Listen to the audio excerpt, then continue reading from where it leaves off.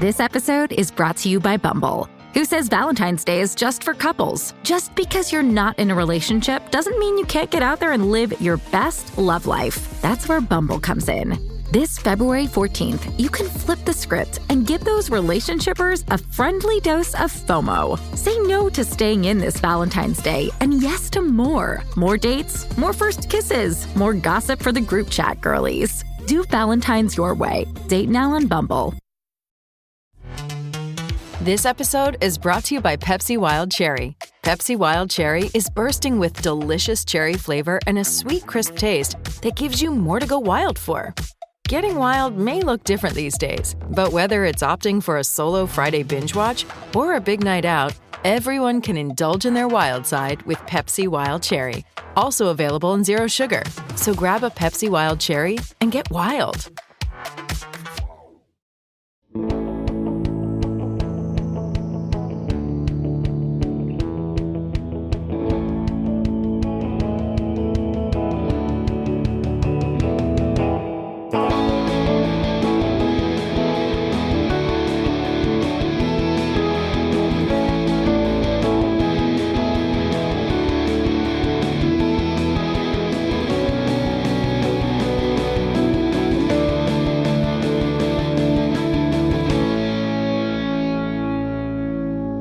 Joe, last week I said that I wrote some variation of "fuck Oliver" about 3 times. It is, and this week, it's almost every note.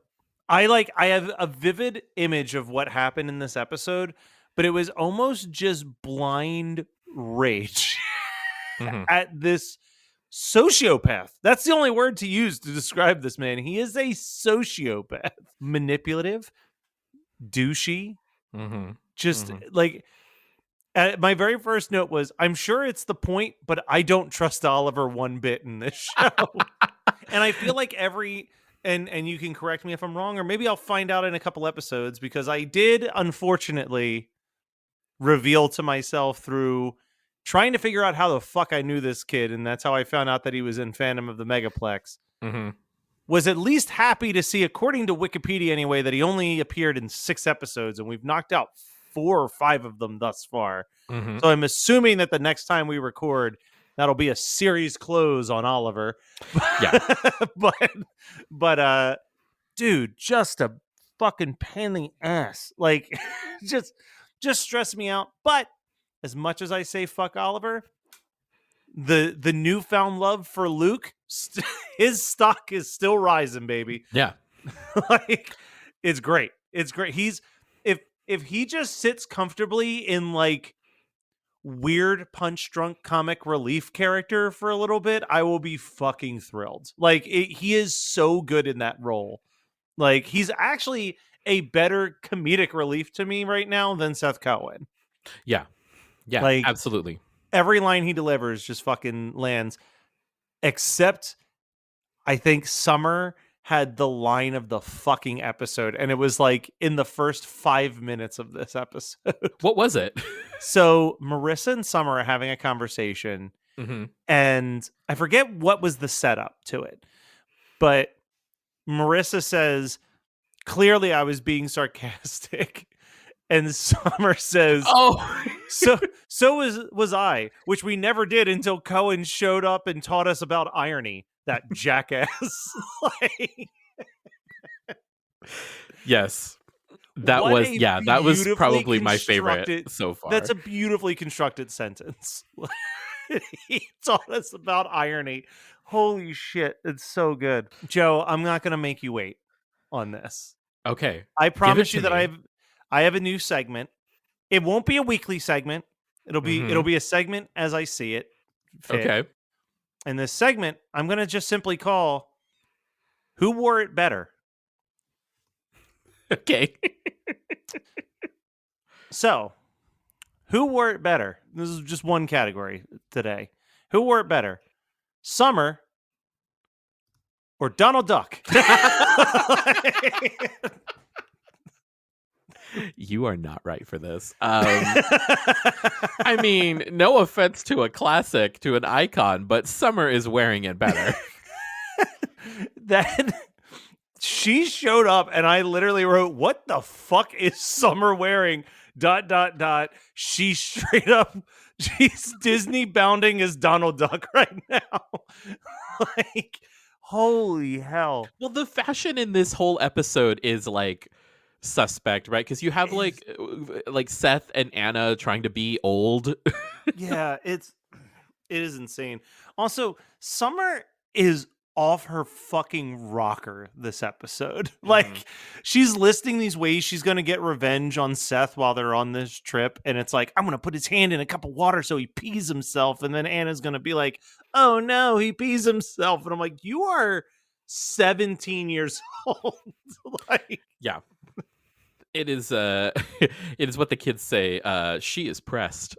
She is pressed. Yeah. She's all fucked up by this. And then she just keeps actively crushing, like interrupting their sexy time together, or not even sexy time, just like them getting to know each other better. But it does we've been talking about how the OC is leaning on more runners, and this is a little sneak peek into some of the music. Every time that it shows Seth and Annie together, it's playing different music by a composer named Martin Denny that always gets a record scratch, a loud record scratch as Summer runs in and goes, hey guys. So, like, it's literally like Summer invented the Debbie Downer sketch before it existed. Like, Summer's insane. Oliver is legitimately insane. Clinically, actually not well. And like, I think that Marissa is kind of right for like, she points out that Ryan should have more sympathy towards Oliver because their stories are so similar to a certain point.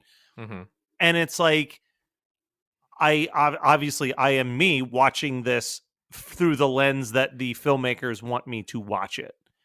But I can understand through Marissa's like hazy fucking blinders on perspective why she's like, look, you guys have a very similar path of like, you've gotten into trouble, you've been abandoned by your parents, and like you just need new friends to like get you back on track or whatever. Like, sure. I get what her intentions are, but like Oliver straight up tried to crash into them with a golf cart and then had a psychotic freak out, which was clearly just an act, like a sympathy act, and then faked a suicide.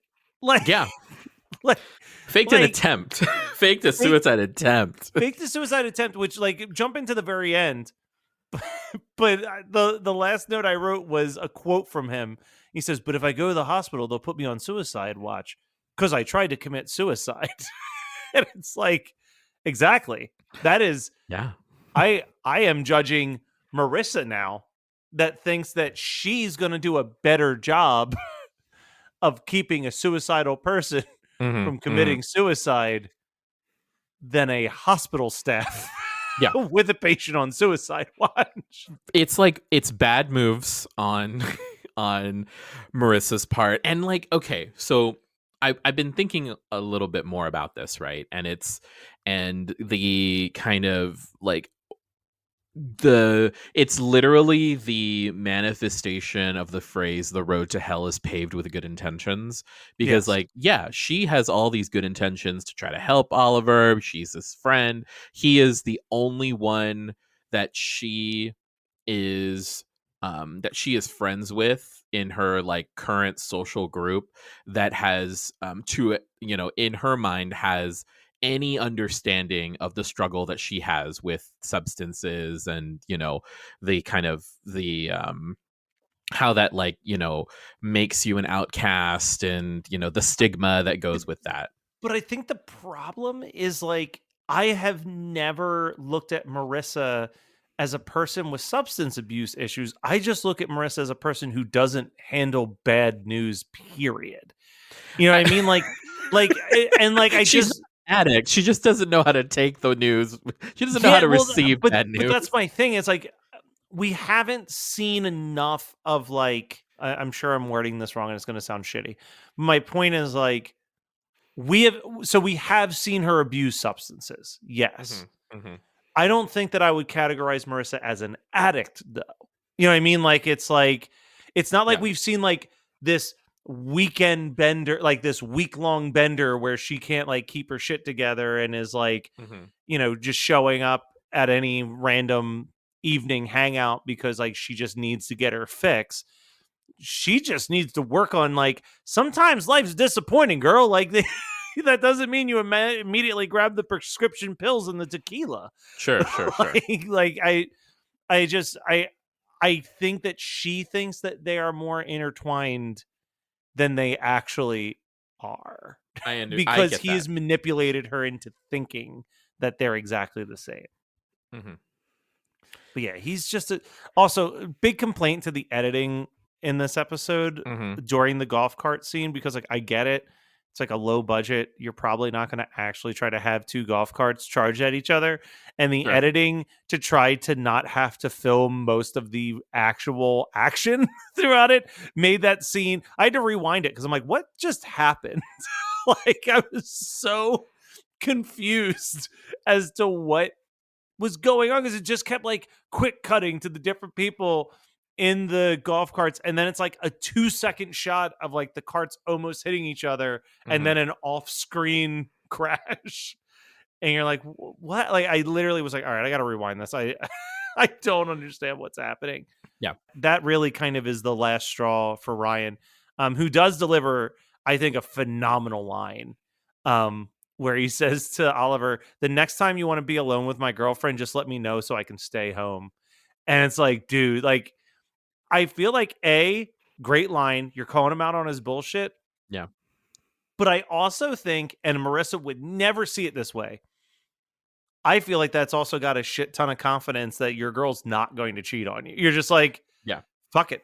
Yeah, if you want to spend time with her, there's zero sweat off my back. Just don't drag me into this bullshit. Yeah.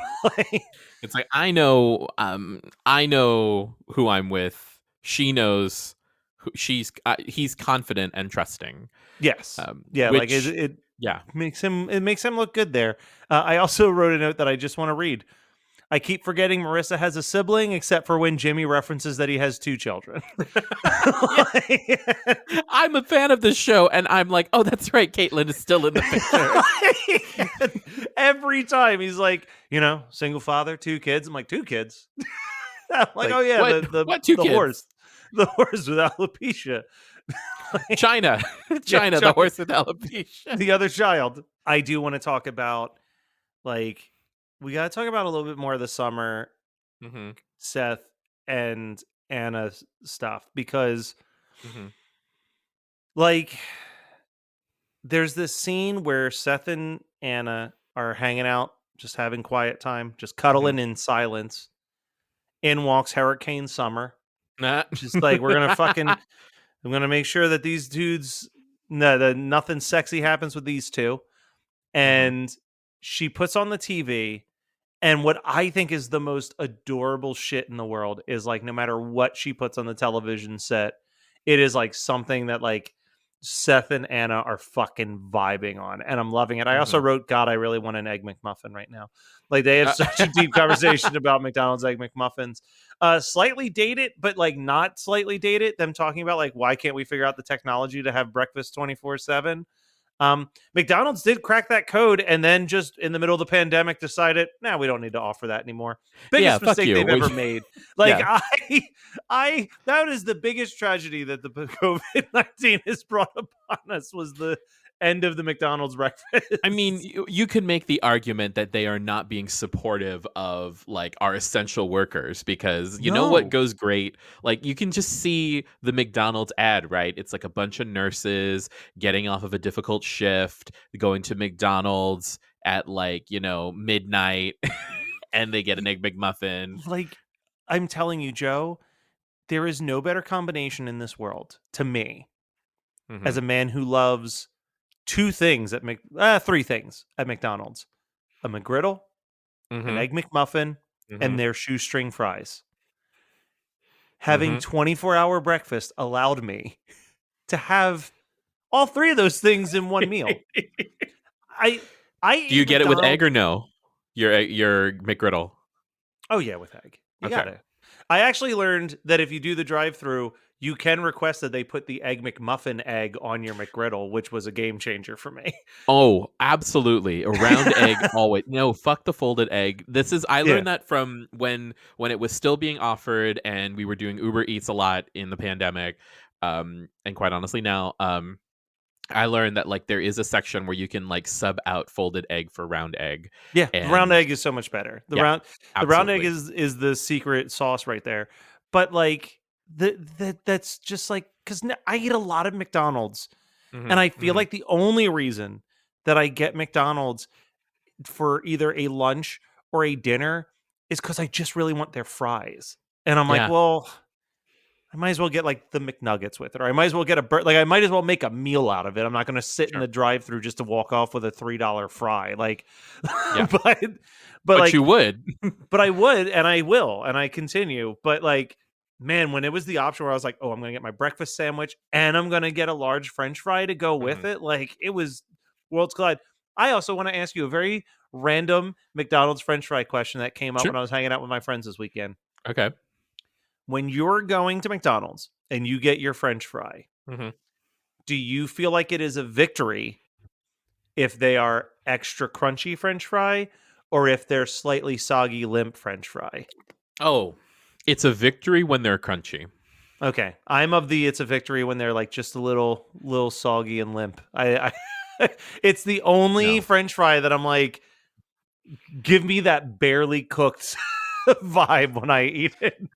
No.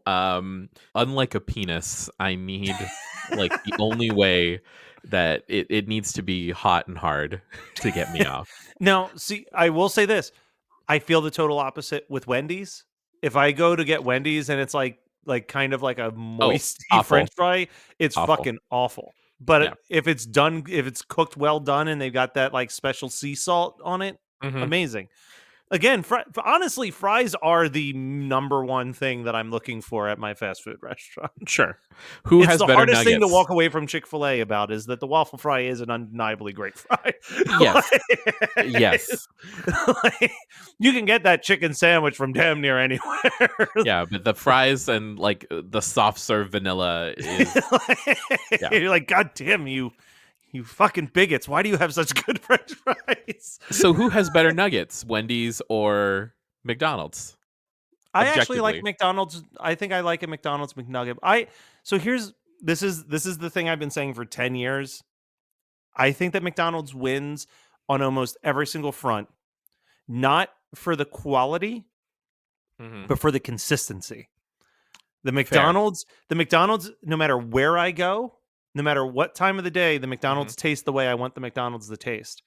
I've had a Wendy's cheeseburger that is better than any McDonald's burger, but I've also had complete garbage cheeseburger from a Wendy's. Same with Burger King. Like, Mhm. say they whatever they're doing at McDonald's, they have cracked the code on how to make sure it is exactly the same no matter what state I am in, no matter what airport food court I'm walking into. The McDonald's will taste the way I want the McDonald's to taste, and I don't have that guarantee at any of the other fast food establishments. Yeah. But I will also I- say that at I agree. its peak, the Burger King chicken fry was like the magical fast food menu item. And then like I started getting just what was essentially bread. Like it was Yeah. like there's no chicken left in this. This is just crust from It's inside the just- deep fryer. Yeah. Like- It's just oil and crust. but See, anyway, this so is how much we hate Oliver because this is how much we hate are- Oliver. We're having a deep dive here. But like, so this is the note I wanted to read that I wrote down. I was trying to find it. Summer is forcing herself. I'm going to read it verbatim. Summer is forcing herself into a bad situation and then getting upset that it's a bad situation. She Mhm. should just walk away from this, knowing that she doesn't have that much in common with Seth, and stop trying to throw them off the game. The fact that the brother sister remark throws them off makes no sense to me. Why that bothers them so much? Because it's like, what does Summer know? like it's Yeah. such like a moot point. Like you two have been vibing. I don't vibe with my sisters like that. Like, No. you know what I mean? Like, we have great inside jokes and we can all laugh about those inside jokes, but like, we're not sitting there like having these deep conversations about like how come we can put a man on the moon? We can't crack the code on how to make a breakfast sandwich in the middle of the day. You don't banter with your siblings. No, you mostly take shots at each other. Yeah. Like, lovingly, Yes, but you do. all with love. Also, just the note right below it, I'm just going to read. It says, Oliver fucking sucks so much. I hate this fucking kid. I was getting so amped up watching this. Oh, yeah. I said Summer's being a real nightmare to Cohen and Anna. It's very immature, which is slightly on brand for. Oh, I wrote, Luke is such a fuckboy, but I like him more now than I ever have before when he's like flirting with Summer after they drop. Seth and Anna, and then Summer has a line. She goes, "Oh, ew, God, no, you're cute and all, but no." She like walks out of the car. I'm like, I would actually ship that. I would ship the Luke Summer for a little bit, but that's because I'm Team Anna. I've yet to be swayed. I'm kind of surprised that she's not kind of going for it, but I guess feel like Summer bro code. Well, I was going to say, I think Summer episodes like 1 through 4 would maybe consider it. Well, I guess no, because that would have been at the peak of. No, I guess you're right. She couldn't. It's her best friend's ex. She couldn't. Yeah. Maybe if this was like 3 years later.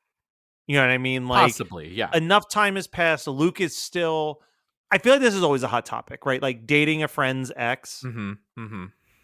I think the most acceptable route that happens is if it is a clean enough breakup that the exes continue to hang out in a group setting together.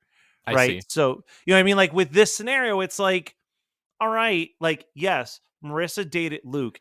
Luke is now hanging out with Marissa, Ryan, Summer, Seth pretty regularly. Sure. So I feel like there's a different vibe where it's like, who are you going to date most of the time but like close friends? And if you're building up that close relationship and it is very established over a couple years of that friendship that the two people who used to date have really come to terms on not just like platonic breaking, like they don't have those feelings anymore, but also that they are like maintaining a regular friendship. I don't think you're breaking any type of bro code at that point. Yeah. But if you're like low key secretly still friends with their ex and hanging out with them, and then all of a sudden they're your boyfriend, now you've broken the code a little bit. But I think that if the former significant other is actively welcoming that ex into the friend group while not having any intentions of dating them, they're kind of indirectly setting up one of the friends to one day have feelings for that person. It's a real Charlie, Ross, Joey situation. Yeah. yes.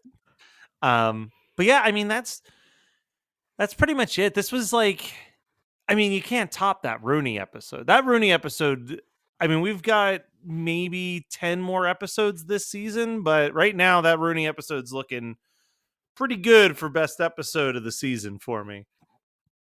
It scratched all my itches. It was a little bit dramatic. It was a hell of a lot of funny, and I fell in love with Luke finally. So, yeah. I love. Before we move on, I just want to say that anytime any of Sandy's pot shots about Julie and Caleb, just like, oh, the ugly Americans are returning. I think. Was it the gruesome twosome when they showed up? Yes, I love the gruesome twosome. I do love me some Sandy Cohen, and I will actively dump my brain of you telling me that one day I may not.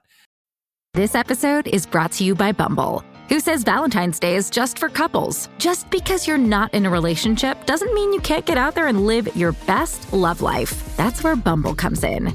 This February 14th, you can flip the script and give those relationshipers a friendly dose of FOMO. Say no to staying in this Valentine's Day and yes to more. More dates, more first kisses, more gossip for the group chat girlies. Do Valentine's your way. Date now on Bumble. Hey, do you have an idea for a podcast but don't know where to start? Or do you have an already existing podcast that you want to take to the next level? Well, check out WeKnowPodcasting.com. From concept development to theme music to editing to logos, WeKnowPodcasting.com is a one-stop shop for all things pod. Don't hesitate to hit us up. We're very nice. Let's talk music. Not nearly as many songs as last week. But we don't have a Rooney concert in this one, so that might be why. We're not trying to thrust an artist down young people's throats right now. No. And pretty light on the music. We've got The Quiet Village by Martin Denny, which is the first song that plays when Summer interrupts Seth and Anna. The second one is Love Dance by Martin Denny when they're in the house. When they show up to Palm Springs, Tom Jones's It's Not Unusual is playing. During the golf cart race and a little bit towards the end of the episode, we hear Puddle of Mud's Away From Me. And then when Summer first turns on the TV in Seth and Anna's room, we hear Addicted by Enrique Iglesias. So, Joe, I must ask, what's the song of the episode? Although I feel like I've named 5 songs and only 2 of them could even possibly be viable options. Addicted is really good for its placement, and it's a little on the nose with the title and everything. Mm-hmm. But like, what makes my heart sing is It's Not Unusual. Like, that's what I wrote too. I feel like this is where the tough part is, right? Because if you're thinking about the song that matches the moment, it's probably that Puddle of Mud song, during the golf cart race. But I did not anticipate Tom Jones showing up on the OC. No. So when that also like happened, I was like, holy shit. It's also so unhinged, right? It's just like it just adds to kind of the because it's the scene where Oliver's like throwing the pills around, right? No.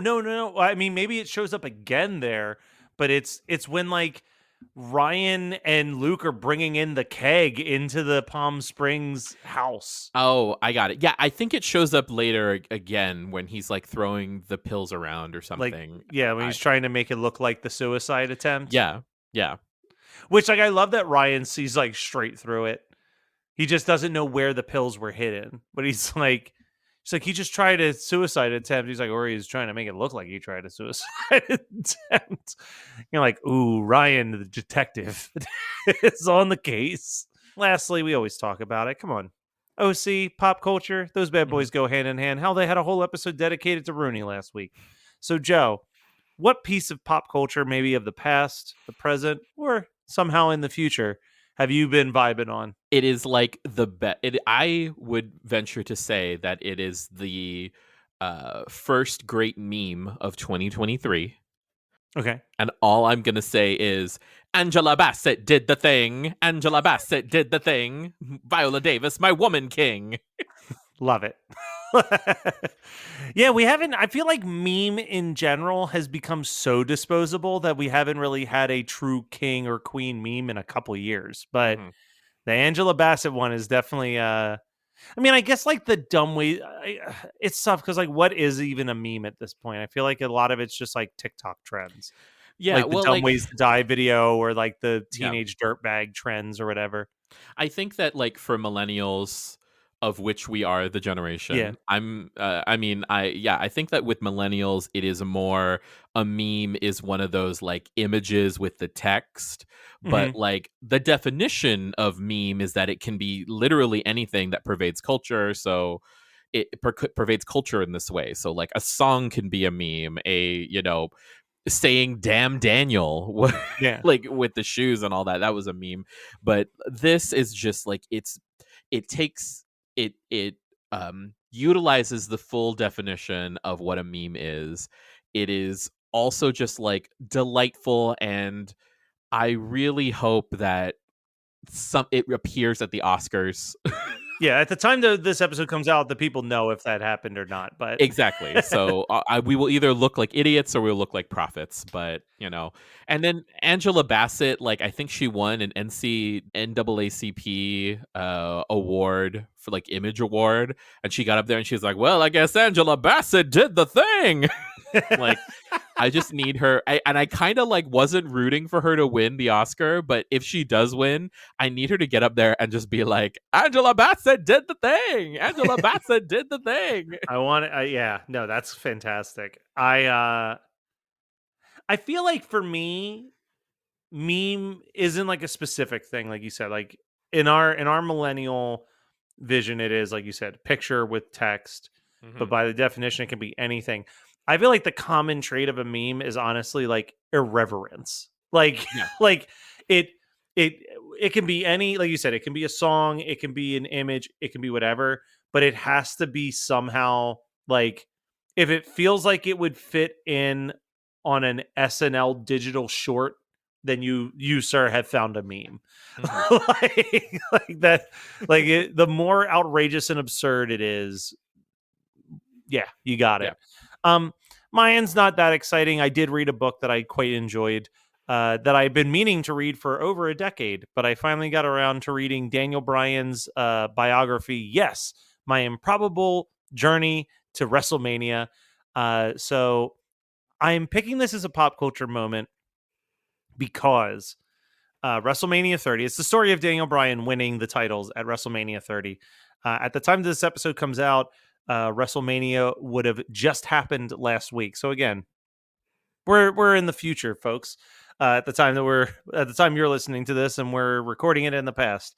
But WrestleMania 3 was the first WrestleMania I watched with my friends in probably close to 20 years. I watched it in elementary school and then didn't watch it throughout all of junior high, high school, college, well into my 20s. And it actually was like people like past guest Matt DiStefano, when I was booking a bunch of bands, and all of these bands were fans of wrestling. And as like the booker, feeling kind of out of the loop a little bit, I was like, all right, it's on Hulu. I can watch like the recaps on Hulu and at least kind of know what they're talking about to like join in on conversation. And then ended up really, really liking it for at least 10 years. I was like a pretty loyal watcher.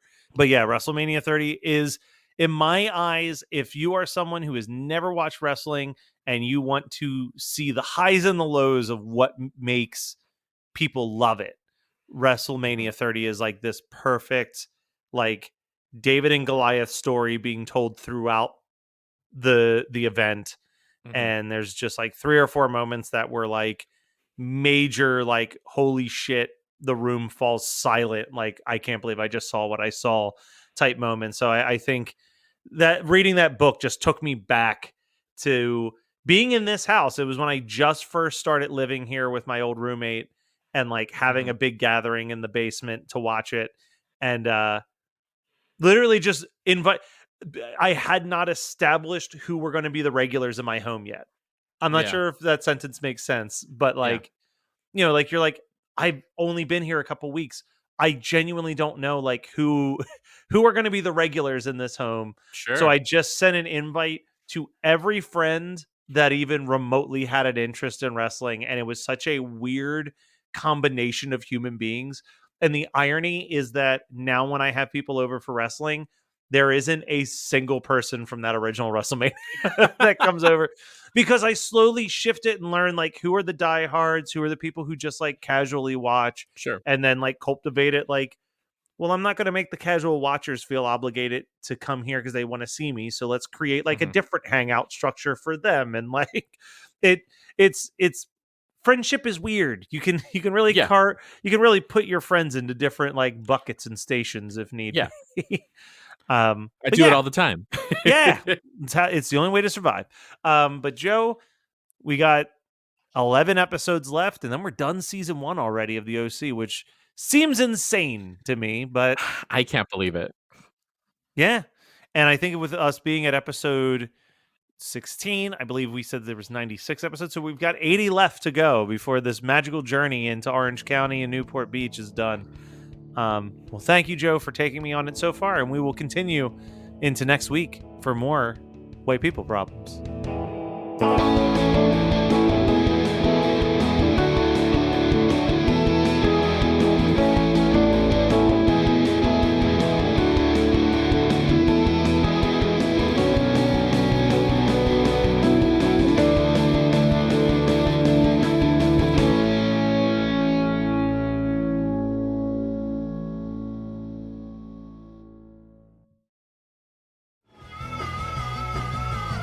You're listening to the Geekscape Network.